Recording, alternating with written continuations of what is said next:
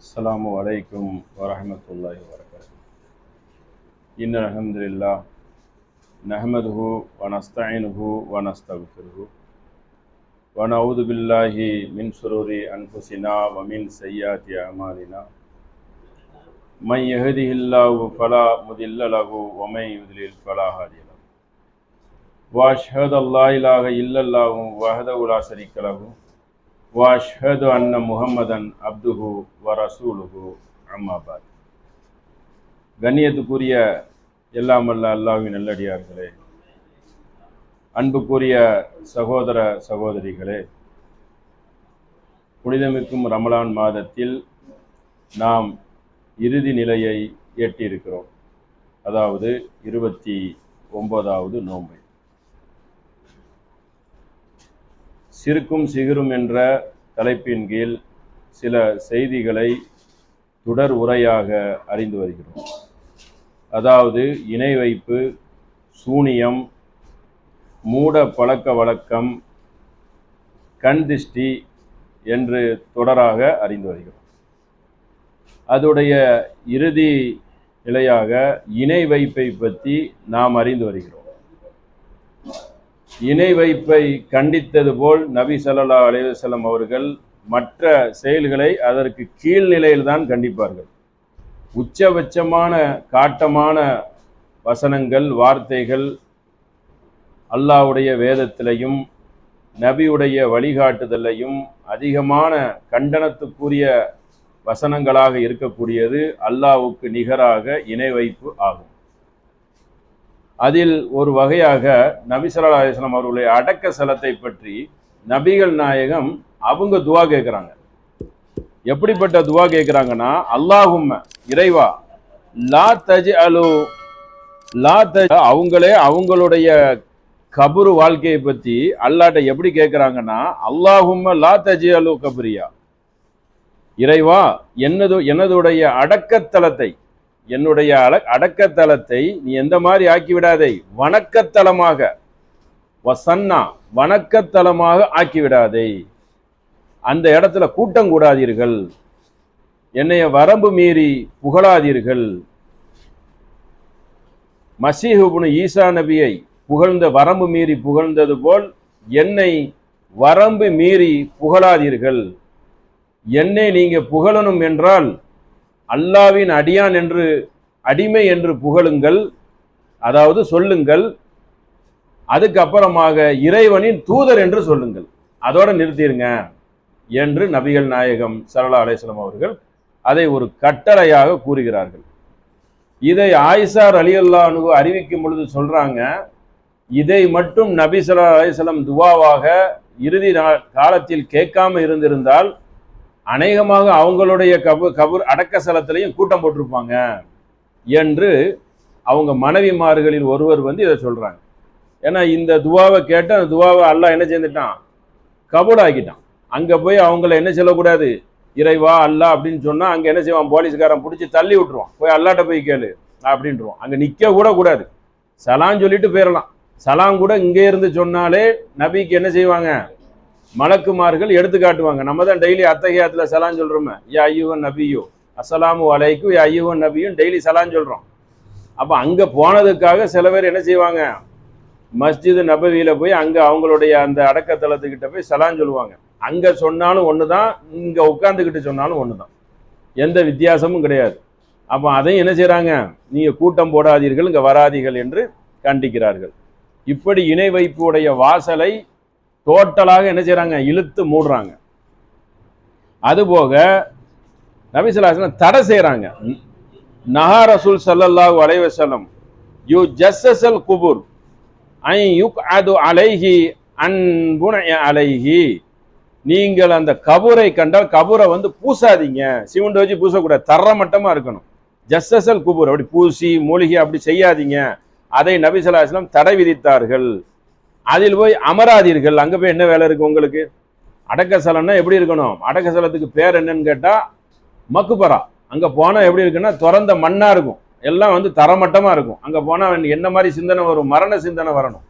இது அப்படி கிடையாது, தனி மனிதனை புகசுத்தி பாடக்கூடிய சிந்தனை தான் வரும். அதில் ஒரு பேர் எழுதி கல்வெட்டு எழுதி மாற்று மத காப்பிகளை எல்லாம் அடித்து கடவுள் அம்சம் கொடுக்கக்கூடிய ஒரு சிந்தனை தான் எங்க வரும்? கபர்ஸ்தான் இந்த மாதிரி தர்காக்களுக்கு போனாலோ இல்லை இந்த திருவல்லிக்கேணியிலலாம் பெரிய பள்ளிக்குள்ள அடக்கசலம் வச்சிருப்பாங்க எல்லாத்துக்கும். திருவல்லிக்கேணி போனால் அந்த பெரிய பள்ளிவாசல் உள்ள போனோன்னா அடக்கசலங்கிற பேர்ல எப்படி இருக்கும்? பெரிய பெரிய கிறிஸ்தவர்களுடைய அந்த கல்வெட்டு இருக்குமா, அப்படி இருக்கும். இதெல்லாம் அர்த்தம் என்ன? இடிச்சு தரமட்டமாக்க வேண்டிய ஒண்ணு. இஸ்லாமிய அரசாங்கம் இருந்தால் அதான் செய்வாங்க. அப்போ அப்படிப்பட்ட ஒரு செயலை வந்து என்ன செய்யக்கூடாது, செய்யக்கூடாதுங்கிறது தான் இந்த ஹதீஸ் என்ன செய்யுது, எடுத்து காட்டுது. அந்த கபூரை பூசாதீங்க, அங்க உட்காராதீங்க, அங்க நின்று என்ன செய்யாதீங்க, இஸ்லாத்தில் இல்லாததையெல்லாம் செய்யாதீர்கள், இதை நபி ஸல்லல்லாஹு அலைஹி வஸல்லம் தடை செய்தார்கள் என்று கண்டிக்கிறாங்க. அதுபோக அடுத்த ஒரு செய்தியை பாருங்க. இன்னல்லதீன இது அல்லாஹ் குர்ஆன்ல சொல்றான். இன்னல்லதீன ததுஊன மின் தூனில்லாஹி இபாதுன், அல்லாஹ்வின் நீங்கள் யாரை அழைக்கிறீர்களோ அவர்கள் யார் தெரியுமா? அம்சாலுக்கும் ஃபதுவுஹும், அவர்கள் உங்களை போன்ற ஒரு அடிமைகள், எல்லாம் என்னுடைய அடிமை.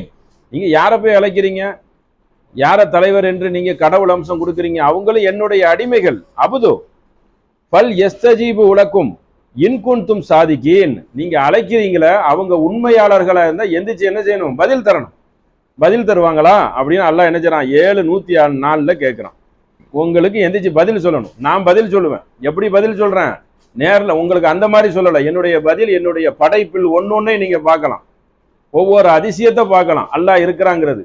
அவர்கள் என்னத்தை படைத்தார்கள்? அவர்களே படைக்கப்பட்டவர்கள் என்று அல்லாஹ் என்ன செய்யறான், இந்த வசனம் மூலியமா சொல்லுகிறான். அப்போ நான் தான் அவங்கள படைச்சேன், நீ அங்க போற, அவங்க என்னுடைய அடிமைகள் என்று கண்டிக்கிறான். நபிகள் நாயகம் ஸல்லல்லாஹு அலைஹி வஸல்லம் அவர்கள் தன்னுடைய நிலையை பத்தி சொல்றாங்க. அவங்கள பத்தி அவங்களே, அமா வல்லாஹு இன்னி லா அஹ்சாகுமுல்லாஹு, நான் அல்லாஹ்வை அஞ்சுகிறேன், நான் தான் அதிகம் அஞ்சுறேன். வ அஸ்காகும் லஹு லி கின்னி அசூமு வ அஃப்திரு வ ஸல்லி வ அஸு வ அஸவ்வ நிசாவு. நபிகள் நாயகம் தன்னையே சொல்கிறார்கள், நான் அல்லாஹ்வை அஞ்சுகிறேன், அஞ்சுவவனாக இருக்கிறேன், பயந்து நடக்கிறேன். அதுபோக வசூமு, நான் நோன்பு நோக்கிறேன். நல்லா கேட்டுக்கிறேங்க, நோன்பு நோக்கிறேன், நோன்பை விட்டு விடவும் செய்கிறேன். முடியலைன்னா என்ன செஞ்சிருவேன், அஃப்திரு, நோன்பை விட்டுருவேன். நோன்பும் வைக்கிறேன், முடியலைன்னு சொன்னா நோன்பையும் விட்டு விடுவேன். சல்லி, நான் தொலைவும் செய்கிறேன், நான் வந்து அல்லாஹ் என்ன செய்றேன், தொலைவும் செய்கிறேன், உறங்கவும் செய்கிறேன் அப்படின்னு சொல்லிட்டு அஸ்ஸவஜ் நிசாவு, நான் திருமணமும் செய்திருக்கிறேன். இதெல்லாம் சொல்லிட்டு கீழே என்ன தெரியுமா சொல்றாங்க, ஃபமன் ரகிப அன் சுன்னதி, ஃபன் ரகிப அன் சுன்னதி ஃபலைஸ மின்னி, யார் ஒருவர் என்னுடைய வழிமுறையை, அதாவது நான் இப்ப இவ்வளவு விஷயம் சொல்லிக்கிறேன், இந்த வழிமுறையை யாரு கடைபிடிக்கவில்லையோ அவர்கள் என்னை சார்ந்தவர்கள் கிடையாது. இதுக்கும் சிறுக்குக்கும் என்ன சம்பந்தம் இருக்கு? என்னெல்லாம் சொல்றாங்க பாருங்க. நான் தொழுகிறேன், நோன்பு வைக்கிறேன், நோன்பை விட்டுருவேன், கல்யாணம் பண்ணி இருக்கிறேன், பல பேர் தர்கால இருக்கிறோம், பல பேருக்கு என்ன கிடையாது, மனைவிமார்கள் கிடையாது. நாகூர் ஆண்டவர் இருக்க, நாகூர் ஆண்டவர் அவர். இதுல வேற நாகூர் தர்கால இருக்கிற பேர் என்ன, நாகூர் ஆண்டவர். நாகூர் ஆண்டாரா, அவருக்கு புள்ள கிடையாது. அப்ப அதே மாதிரி இங்க தண்டையார்பேட்டையில ஒரு தர்கா இருக்கு, அவரு கல்யாணம் முடிக்காதவர். ஆத்தங்கரம்மா தாயின்னு ஒண்ணு இருக்காங்க, அந்த அம்மன் சொல்லி எழுதி வச்சிருக்கிறாங்க. இப்படி வந்து யாகப்பட்டவர் கல்யாணம் முடிக்காம வாழ்ந்து பீமான்னு ஒண்ணு வச்சிருக்காங்க. அவங்க வந்து கடல்லையே கன்னித்தாயா அப்படியே மறைஞ்சிட்டாங்க அப்படின்னு என்ன செய்திருக்காங்க, கற்பனை கதைகளை எழுதி வைத்திருக்கிறார்கள். இதை முஸ்லீம்கள் நம்புறாங்க, அங்க போய் தவம் செய்யறாங்க. கல்வத்து நாயகன் ஒருத்தர் இருக்கார். அப்படி யாகப்பட்டவர் என்ன செஞ்சுட்டாங்க, கல்யாணம் முடிக்காம நபியின் சுன்னத்தை புறக்கணித்திருக்கிறார்கள். அப்ப என்ன சொல்றாங்க, ராகிப், என்னை இந்த மாதிரி என் சுன்னத்தை புறக்கணித்தால் என்னை சார்ந்தவன் இல்லை, முஸ்லீம் இல்லை என்று நபி ஸல்லல்லாஹு அலைஹி வஸல்லம் என்ன செய்றாங்க, கண்டித்து கூறுகிறார்கள். என்னுடைய வழிமுறையை எப்படி நீ வந்து புறக்கணிக்கக்கூடியவன் எப்படி ஒரு முஸ்லீமா இருக்க முடியும்? நான் இவ்வளவு விஷயம் சொல்லியிருக்கிறேன்னு சில பேருக்கு எழுதி வச்சிருக்காங்க, அவர் நின்னா தொழுதுகிட்டே இருப்பார் வருஷ கணக்கா அப்படின்னு சொல்லி. நபிகள் நாயகம் சொல்றாங்க, முடிந்ததை செய்வாங்கிறாங்க. இப்படி வந்து மகான்கள் பேரில் கட்டுக்கதைகளையும் கப்சாக்களையும் புழு முட்டைகளையும் எழுதி வைத்திருக்கிறார்கள். இதை மக்கள் என்ன செய்யறாங்க, நம்புறாங்க. அப்ப அந்த மாதிரி நம்பிக்கையிலேருந்து என்ன செய்துக்கிறணும், வெளியே வந்து விடணும். அடுத்து பாருங்க,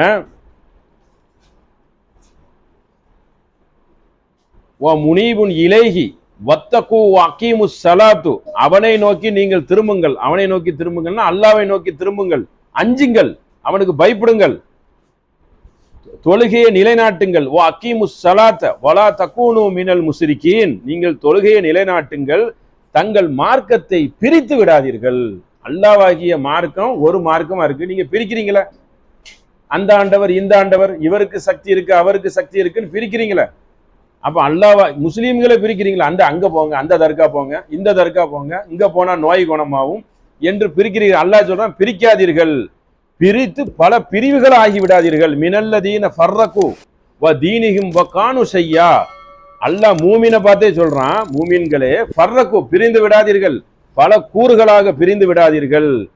நீங்கள் அப்படி பிரிந்து மினல்லதீன ஃபர்ரகு வ யன்ஹும் வ கானு ஷையா வ குல்ல ஹிஸ்பின் பிமா லதைஹிம் ஃபரிஹூன்.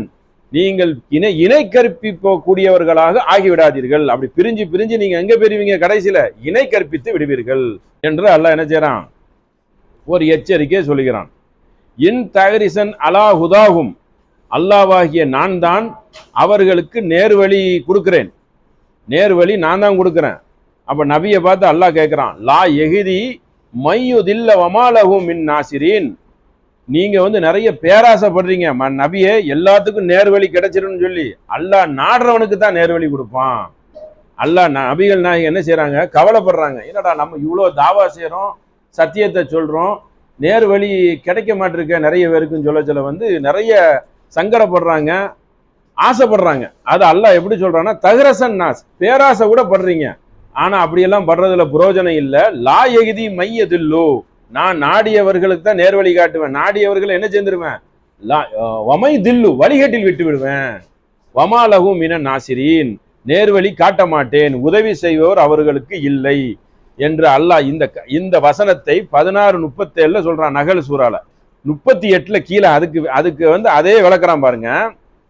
அக்ஸமு பில்லாஹி ஜஹத ஈமானிஹும் லா யபசுல்லாஹு மையமூத்.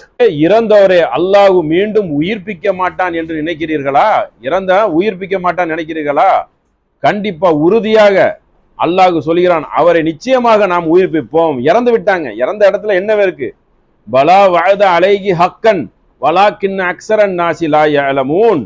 அவர்கள் அதை அறியாத கூட்டமாக இருக்கிறார்கள். இறந்தவர்கள் இறந்து முடிஞ்சு போச்சு, அவர்களை நான் என்ன செய்வேன்? உயிர்ப்பிப்பேன். அவர்களிடம் நீங்க எதுவும் கேட்கறதுக்கு ஒன்றும் இல்லை, துவா கேட்கறதுக்கு ஒன்றும் இல்லை, செத்து போயிட்டாங்க, செத்து போனவங்கள்ட்ட உங்களுக்கு என்ன வேலை என்று அல்லாஹ் கண்டிக்கிறான். அதுபோக ஒரு அறிவுரைய அல்லாஹ் கூறுகிறான் மக்களுக்கு. எப்படி கூறுறான் பாருங்க, இது பொதுவான அறிவுரை. வமா யத்தபிஉ அக்ஸருஹும் இல்லா தன்ன. அதிகமான மக்கள் ஊகத்தை பின்பற்றுகிறார்கள். ஊகனா ஒரு அனுமானத்தை பின்பற்றுகிறார்கள். இன்ன தன்ன லா யுகுனி மினல் ஹக்கி ஷையா. ஊகம் ஒருபோதும் உண்மையாகாது. நீ ஏன் ஊகத்தை பின்பற்ற? அதான் இறந்து போயிட்டாருன்னு தெரியுது, செத்தவர்கிட்ட போய் துவா கேட்கிற, அது ஊகம் தானே, அவர் எப்படி உனக்கு கொடுப்பாரு? அப்ப ஊகத்தை பின்பற்றுறது என்ன ஆகாது? மினல் ஹக்கி ஷையா, அது உண்மையாகாது. இன்னல்லாஹ அலீமும் பிமா யஃப்அலூன். அவர்கள் செய்வதை அல்லாஹ் அறிந்து கொண்டு இருக்கிறான். அப்ப ஊகத்தை பின்பற்றாதீங்கன்னு அல்லாஹ் சொல்றான். ஊகம் எந்த ஒன்றையும் திட்டவட்ட அறிவு இருக்கணும். வமாலகும் பிஹி மின் இல்முன் ஐ எத்தபிஊன இல்லா தன்ன. அவர்கள் இதை பற்றி அறிவில்லை, ஊகத்தை தவிர வேறொன்றும் பின்பற்றுவது இல்லை. இன்ன தன்ன லா யுகுனி மினல் ஹக்கி ஷையா. அவர்கள் ஊகத்தை தான் பின்பற்றுகிறார்கள், ஊகம் ஒருபோதும் உண்மையாகாது என்று அல்லாஹ் என்ன செய்யறான்? அதை கண்டிக்கிறான். இந்த மாதிரி ஊகமான காரியங்கள் செய்யாதீர்கள் என்று. அடுத்து ஒரு பெரும் பாவத்துக்கு நபி ஸல்லல்லாஹு அலைஹி வஸல்லம் லிஸ்ட் போடுவாங்க, பெரும்பாவம் சொல்லி. பெரும்பாவத்துல முதல் இடத்துல என்ன வந்துடும் கேட்டா சிர்க் வந்துடும். ரெண்டாவது இடத்துல கொலை, வட்டி, அனாதை சொத்தை திம்பது, அவல அப்பாவி பெண்கள் மீது பழி போடுவது, இப்படி ஒரு லிஸ்ட் இருக்கு. அதெல்லாம் அல்லாஹ் என்ன செய்யறான்? கட்டும் கோபம் கொள்றான்னு சொல்லி. சில நேரங்கள்ல என்ன ஆகும்னு கேட்டா ஒரு 3 பாவம் 5 பாவம்னு சொல்லி பிரிப்பாங்க. இதுல ஒரு பாவத்தை பத்தி அல்லாஹ் கூறுகிறான்னு சொல்லி நபி ஸல்லல்லாஹு அலைஹி வஸல்லம் கூறுறாங்க. மனிதர்கள் மீது அல்லாஹ்வின் கடுமையான கோபத்துக்கு ஆளானவர்கள் 3 பேரு. வகபசன் நாசி இல்லல்லாஹ் சலாச மில்ஹதின் ஃபில் ஹரமி. 3 பேர் மேல அல்லாஹ் கோபப்படுறான். அந்த 3 பேர் யார் தெரியுமா? மக்கா எல்லைக்குள் பெரும்பாவம் செய்யக்கூடியவர்கள். அதாவது அந்த அந்த ஹரம் இருக்குல்ல மக்கள், அதுக்குள்ள என்ன செய்யக்கூடாது, பெரும்பாவம் செய்யக்கூடாது. அப்ப சிறும்பாவம் செய்துக்கலாமான்னு கேட்டக்கூடாது. பெரும்பாவம், பெரும்பாவம்னு செய்யக்கூடாது. சின்னது கோவப்படுறது அதெல்லாம் பண்ணிக்கலாம், பெரும்பாவம் செய்யக்கூடாது. ரெண்டாவது என்ன தெரியுமா, ரெண்டாவது இடத்துல சேர்க்கிறாங்க நபி ஸல்லல்லாஹு அலைஹி வஸல்லம் சொல்றாங்க, பெரும்பாவம் புரிகிறான் இஸ்லாத்தில் இருந்து கொண்டே முஸ்லீமை தான் சொல்றாங்க. அதாவது பர்டிகுலரா ஃபில்டர் பண்ணி சொல்றாங்க. இஸ்லாத்துல இருந்து கொண்டே நீங்கள் என்ன செய்யக்கூடாது, வா முபியு ஃபில் இஸ்லாமி சுன்னத்தல் ஜாஹிலியா, அறியாமை காலத்து பழக்க வழக்கங்களை கடைபிடிக்க கூடாது. இது பெரும்பாவம், அல்லாஹ்க்கு கோபம் வரும். அல்லாஹ்க்கு கோபம் வரக்கூடிய விஷயத்துல ஒரு 3ஐ சொல்கிறார்கள்.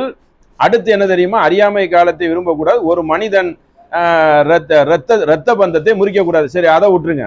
நமக்கு என்ன வென்றுன்னு கேட்டனா, இரண்டாவது இடத்துல என்ன சொல்றாங்க, கடுமையான சொல்லாக அறியாமை காலத்து மூட பழக்க வழக்கங்களை நீங்கள் கடைபிடிக்க கூடாது, அதுல இருந்தா அவன் ஒரு முஸ்லீம் இல்லை என்று நபி ஸல்லல்லாஹு அலைஹி வஸல்லம் என்ன செய்றாங்க, கடுமையான முறையில கண்டிக்கக்கூடிய நபிமொழியை நாம் பார்க்க முடிகிறது.